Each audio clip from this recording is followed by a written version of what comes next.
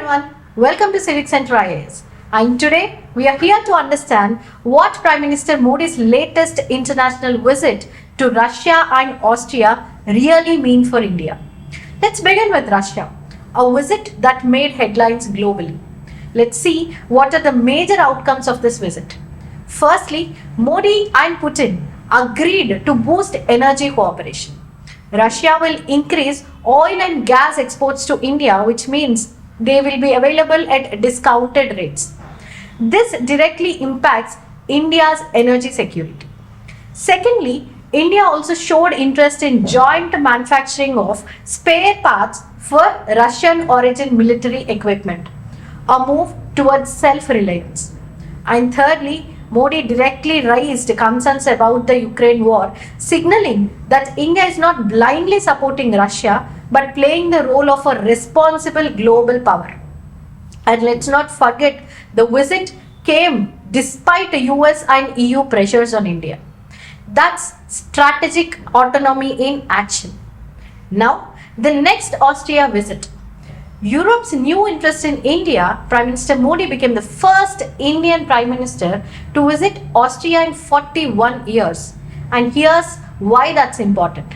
Both the countries agreed on joint condemnation of terrorism. Both nations issued a strong statement. This strengthens India's anti-terror diplomacy in Europe. Also, Austria expressed strong interest in collaborating in artificial intelligence, green energy, and startups. This is a key opportunity under India's Make in India and tech diplomacy goals. And culturally, they celebrated 75 years of diplomatic ties with Indian classical music and yoga being showcased, which is a perfect example of soft power diplomacy. Austria may not be a major power, but Europe watches it. This visit showed India can influence the narrative even in neutral European spaces. So what does these visits together show us? India is buying oil from Russia and working on green energy with Austria. It's cooperating with Putin while supporting peaceful solutions in Ukraine. It's neutral but not silent. That's called multi-alignment, not non-alignment, which is a modern foreign policy shift. UPSC aspirants, please remember this term because it shows how India handles global complexity without picking permanent sides. If you're writing GS2 or GS3 answers, here are a few keywords that you can use in your mains answer writing. One is India's Russia energy cooperation. Next one, joint manufacturing in defense. Thirdly, India-Austria startup and green energy dialogue. And fourthly, it is balanced approach to Ukraine crisis.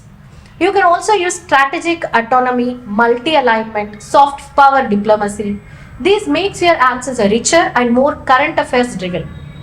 And remember, this isn't just about Modi's travel. It's about India's transformation. From being a silent observer, India now walks into rooms where the world listens.